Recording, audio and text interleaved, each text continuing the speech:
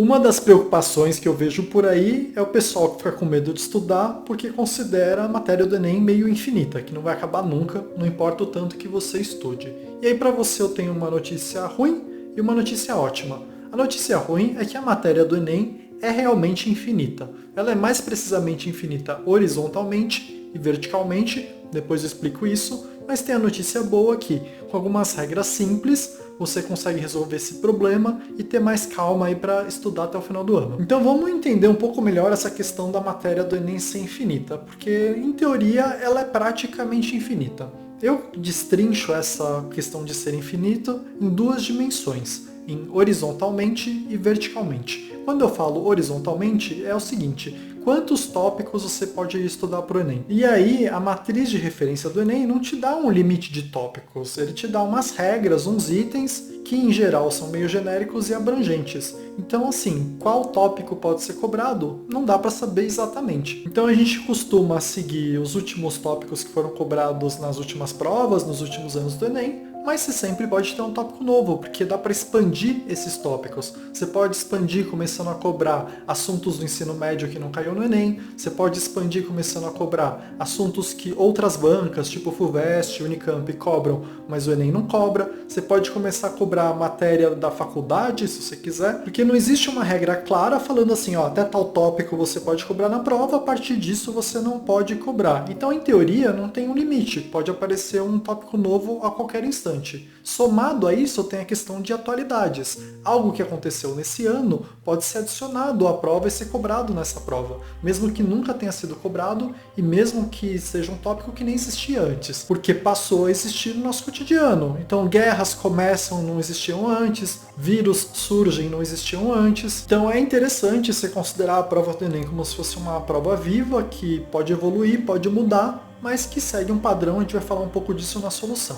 Então isso seria ela ser infinita horizontalmente. Você sempre pode pôr um tópico ao lado dos tópicos que você está estudando. Fora isso, eu considero a prova do Enem também infinita verticalmente. Pegando um tópico só, qual que é o limite de aprofundamento que você pode ir para esse tópico? E isso é praticamente infinito também. Vamos pegar dois tópicos aqui que dá para a gente tentar pensar dessa forma. Vai, artrópodes dentro de invertebrados. Então você tem lá animais, aí você quebra em invertebrados, aí você quebra em artrópodes, aí você quebra em insetos, aí você ainda pode classificar os insetos, aí você pode pegar um exemplo específico de insetos, falar só sobre ele, sei lá, você vai falar de formiga? O que você vai falar de formiga? Você pode descer no nível de nicho ecológico, pode descer no nível de alimentação da formiga. Então assim, qual que é o limite? E eu não acho que em nenhum momento o Enem vai te cobrar os hábitos de vida da formiga. Não acho que isso vai acontecer. Mas pode acontecer. Porque não existe uma regra de quanto verticalmente você pode descer dentro de um mesmo tópico, quanto que você precisa aprofundar nele. Então pegando um outro exemplo, a gente pega o átomo. Aí dentro do átomo a gente conhece próton. Aí a gente poderia quebrar o próton em quarks, quark up e quark down. E a gente poderia tentar classificar os quarks dentro da tabela de partículas elementares. A gente poderia descer um nível e ir para a teoria das cordas. Então também é meio infinito, até qual ponto você quer chegar. E eu tô te falando tudo isso para te assustar? Eu sei que a gente já vai resolver o problema já, eu sei que assusta um pouco, mas eu tô te falando tudo isso porque assim, em teoria é infinita a matéria do Enem. Você não tem um limite lateral de tanto de tópicos que você precisa estudar e você não tem um limite vertical de quanto você precisa aprofundar em cada um dos tópicos. E eu entendo que isso traz um estresse, na minha opinião até desnecessário, e a gente vai resolver isso agora. E aí vamos dividir de novo aí o ser infinito nessas duas dimensões e tratar uma por vez. Então vamos lá, infinito horizontalmente, ou seja, quantos tópicos, quantos blocos o Enem pode cobrar. Você tem que delimitar o tanto que você vai estudar. E aí eu já vou te falar a minha preferência, mas você tem que pensar meio que em conjuntos matemáticos. Você tem um grupo, um conjunto imenso de todos os tópicos que existem na realidade, no planeta. E obviamente isso é muita coisa, isso envolveria todas as ciências humanas, exatas, biológicas, de nível médio, de nível superior, e seria uma loucura, seria muita coisa para você estudar. Dentro desse conjuntão de todos os tópicos possíveis, tem um subconjunto um pouco menor, que é todos os tópicos do seu ensino médio.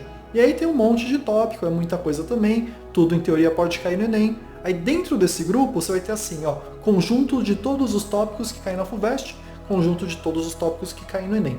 O da FUVEST é um pouco maior, o do Enem é um pouco menor e eles têm uma intersecção grande, mas tem tópico que só cai no Enem, tem tópico que só cai na FUVEST e todos estão dentro desse conjunto tópicos do ensino médio. E aí, claro que tem coisa do ensino básico, mas em teoria você deveria fazer uma revisão no ensino médio desses outros tópicos. Daí vamos pegar só esse subconjunto de tópicos do Enem. E mesmo nesse subconjunto, você ainda tem que fazer um certo tratamento dele. Porque você tem assim, tópicos que caíram no Enem nos últimos 20 anos, nos últimos 10 anos, nos últimos 3 anos, tópicos que caíram só na aplicação normal, tópicos que caíram na segunda aplicação, tópicos que caíram no Enem Digital, então também daria para você fazer vários outros subgrupos. E aí você pode estar pensando assim, mas por que eu não estudo exatamente o que o INEP, o que o governo fala que são os tópicos do Enem? E aí o material do governo para você se orientar seria a matriz de referência do Enem. Mas se você pegar a matriz de referência do Enem, você vai ver que tem vários itens lá que são abrangentes e genéricos. Não dá para saber especificamente o que você precisa estudar. Você até pode usar como material de apoio, para ver se não faltou nada no seu estudo, para ver se você está vendo pelo ângulo certo, mas isso não traduz direitinho o que cai na sua prova do Enem. Não existe uma lista oficial te falando exatamente quais tópicos vão cair na prova e quais tópicos você tem que estudar. Então esse tratamento meio que você tem que fazer por conta própria. Como que eu gosto de fazer? Eu gosto de pegar todas as questões que caíram nos últimos anos de Enem, então eu tenho avaliado aí desde 2017, e mais alguns PPLs e digitais que eu também avaliei. Você pega cada uma das questões e checa qual que é o tópico dessa questão. E aí você vai ter uma lista imensa de tópicos que você pode agrupar em temas comuns, eu chamo esses temas comuns de blocos, e na minha lista você passa a ter 169 blocos. Então eu peguei uma matéria que em teoria é infinita e transformei em 169 blocos, porque assim eu tenho como fazer um plano a respeito do que eu devo estudar para o Enem. E aí na hora que eu crio essa lista, eu tomo cuidado de expandir um pouquinho para caso cobrem por um ângulo diferente ou uma modalidade diferente do mesmo tema, eu ponho uns tópicos a mais só para garantir, porque é comum cair em outros vestibulares ou porque é um tópico que eu considero importante. Mas basicamente a minha lista, que são esses 169 blocos, é uma engenharia reversa do Enem, que eu acho esse método muito mais prático e até confiável do que usar a matriz de referência. Tem alguns riscos inerentes? Tem. Pode simplesmente cair um tópico que não caiu antes. Mas isso é um risco que em qualquer abordagem vai existir, porque a matéria, em teoria, é meio infinita. E aí você pode pegar e expandir, e pegar, sei lá, esse subconjunto somando com a FUVEST, ou pegando no ensino médio inteiro, você pode fazer isso. Mas quanto mais tópico você tem para estudar, mais tempo você precisa. E se o seu tempo é limitado, você vai usar menos tempo por tópico, então você não vai ficar tão bom em cada tópico. E aí a questão é, o Enem é uma prova de padrões. Tem alguns tópicos que sabidamente caem muito mais que outros. Nesses tópicos que caem bem mais, você precisa ficar muito bom neles. Então não é tão bom você dividir sua energia para coisas que talvez caiam e nunca caíram, que você poderia estar gastando em algo que com certeza vai cair. Mas é claro que se você é uma pessoa que já faz o básico bem feito, que domina muito bem todos os tópicos que já caíram no passado e está com o tempo sobrando, aí nesse caso faz sentido você expandir para alguns tópicos que na sua opinião a chance de cair é um pouco maior, mesmo que nunca tenham caído no Enem antes. Mas você nunca deve fazer isso sem ficar bom no básico bem feito, que é aquilo que você meio que já sabe que vai cair no Enem, e é aquilo que cai com uma frequência grande.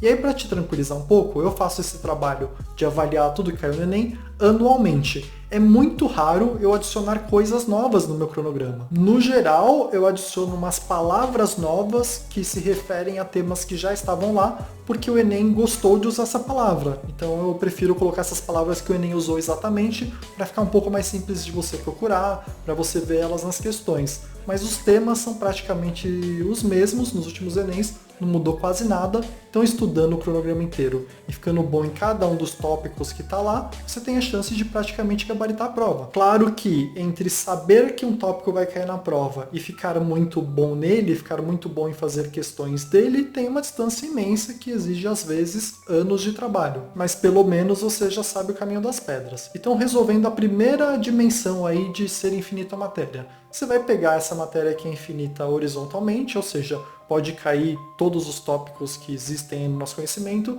e vai delimitar quais você quer estudar. E aí eu vou deixar na descrição um cronograma meu de graça aí para você pegar, que já tem esse trabalho feito e já tem uma delimitação. Você pode expandir os tópicos desse cronograma, você pode chegar à conclusão que alguns dos tópicos lá não compensa você estudar, ou porque você já sabe, ou você vai ver que alguns dos blocos do meu cronograma não teve questão nos últimos Enems, mas eu coloquei lá mais por segurança, e pode fazer esse trabalho para você. Mas o que é importante aqui? O importante é você delimitar quantos blocos você vai estudar até o Enem. Se compromete com isso para você não ficar numa loucura de a matéria infinita. Então vamos falar agora de ser infinito verticalmente. Quanto você deve se aprofundar em cada um dos tópicos. E aí aqui a estratégia é completamente diferente e é um pouco mais difícil de entender, vou tentar explicar da melhor forma possível. Você tem que adotar uma abordagem em espiral. E aí o que significa isso? Significa que você vai ver a matéria várias vezes e cada vez que você vê, você deixa ela um pouco mais aprofundada. E aí exemplificando isso. O primeiro passo de você pegar um bloco novo é ver o que significa o nome do bloco e o nome de cada um dos tópicos. Essa seria a primeira voltinha na sua espiral. Aí em seguida você vai para uma volta um pouco maior. Você vai estudar o básico de cada um dos tópicos. E essa seria uma segunda volta na sua espiral, que você deixou um pouquinho mais complexo e um pouquinho mais extenso. E aí você vai para a sua terceira volta na espiral. Você vai fazer questões relacionadas aos tópicos mais fáceis e ao que você leu até agora. E aí a sua espiral ficou um pouco maior, aí você vai para uma quarta volta na matéria. Você vai pegar e ver as coisas mais difíceis, que você não tinha gastado tempo antes, porque não compensavam. Por quê? Porque no Enem compensa mais você saber o básico do que saber a parte difícil da matéria. E aí então você faz essa quarta volta na sua espiral, que seria o aprofundamento teórico. Aí você vai para uma quinta volta na sua espiral, que seria um aprofundamento prático, que seriam umas questões mais difíceis. E aí não tem limite para o tanto de voltas que você pode dar. Você pode ir ainda para um nível de detalhamento, você pode fazer várias voltas de revisão, você pode fazer umas voltas de criar material, mas o mais importante dessa espiral é você começar pelo fácil e pelo básico, principalmente pelas definições, pela visão geral do que é a matéria, aí você vai para uma leitura fácil dos principais tópicos, aí você faz as questões fáceis para ficar nelas, e só depois você pensa em ir para a parte mais difícil. E aí o que vai regular para você o tanto de voltas que você vai dar nessa matéria vai ser o tempo que você tem disponível para estudar aquele bloco. E o resultado prático de se fazer assim é, quando acabar o tempo, você sempre vai ter pendência, porque as matérias são infinitas, mas pelo menos você viu o básico, você viu o fácil, você treinou questões fáceis. E essa é uma abordagem muito mais segura, por dois motivos centrais. Um dos motivos é que eu falei no meu vídeo de esqueleto do Enem, que são os gráficos que você usa para criar a prova do Enem, e um dos gráficos é o que eu te falo que a maior parte das questões do Enem é de um nível de dificuldade médio para baixo. Então não vai afetar muito a sua nota se você errar as questões super difíceis, porque tem pouquíssimas questões super difíceis no Enem. E um segundo motivo de se fazer assim é que o TRI desvaloriza muito as questões difíceis. Então você precisa sair de um bloco sabendo bem o básico. Por isso que eu sempre uso a expressão básico bem feito. E é então, na minha opinião, o melhor jeito de lidar com essa questão da matéria ser infinita verticalmente, ou seja, quanto você precisa aprofundar num tópico para se garantir no Enem, é fazer nesse modelo de espiral. Começa pela definição, depois vai para a teoria simples, depois vai para a questão simples. Depois você passa para uma teoria média, questões médias. Depois uma teoria difícil, questões difíceis. E assim, quando acabar o seu limite de tempo, você pelo menos fez o básico. Se você é uma pessoa muito preocupada, que quer ir além em cada um dos tópicos, anota as pendências e estuda mais um pouco e tira suas dúvidas quando você for fazer a revisão do bloco. E aí, de qualquer forma, quando você for fazer a revisão, é mais importante começar pelo básico. Mas aí você vai fazer mais rapidamente, porque você não viu a matéria inteira, e pode usar a revisão para estudar um pouco mais aquele bloco ou tópico. E com isso, eu acho que você tem duas ferramentas e o racional por trás delas para não se desesperar nessa questão do Enem ser uma matéria infinita. Você tem que, primeiro, delimitar o tanto de blocos que você vai ver e se comprometer com isso. E depois, para estudar cada um dos tópicos ou blocos, você se coloca um limite de tempo, mas começa sempre pelo básico, indo para o mais difícil, para caso acabe o tempo, você só não tenha visto o mais difícil. E aí, é claro, se você é uma pessoa que tem tempo sobrando e tem uma base super boa, você pode expandir tanto horizontalmente quanto verticalmente. Se você é uma pessoa que já tem uma base formada, que já faz cerca de 140 acertos na prova do Enem, você meio que domina todos esses blocos, pode começar a pegar uns blocos a mais. E você também vai passar por essa espiral muito rapidamente pela parte fácil e básica, então pode aprofundar bem mais em cada um dos tópicos. E isso você pode até considerar um diferencial competitivo seu em relação às pessoas que estão começando a estudar para o Enem agora, que vai ser bem mais difícil fazer esse trabalho. Elas vão ser obrigadas a perder bem mais tempo para ver o básico que você já sabe. Então você tem uma vantagem de já ter estudado para o Enem antes. E aí, então, por hoje é isso, essas duas ferramentas novas aí para você ter um pouco mais de calma e um pouco mais de norte para estudar para o Enem. Eu vou deixar aqui no final o link para o vídeo do Esqueleto Enem, porque eu acho que faz parte você entender como funciona a prova e é um complemento bem interessante porque eu te falei agora, porque você vai ver como que as coisas se encaixam um pouco melhor. Então por hoje é isso, obrigado!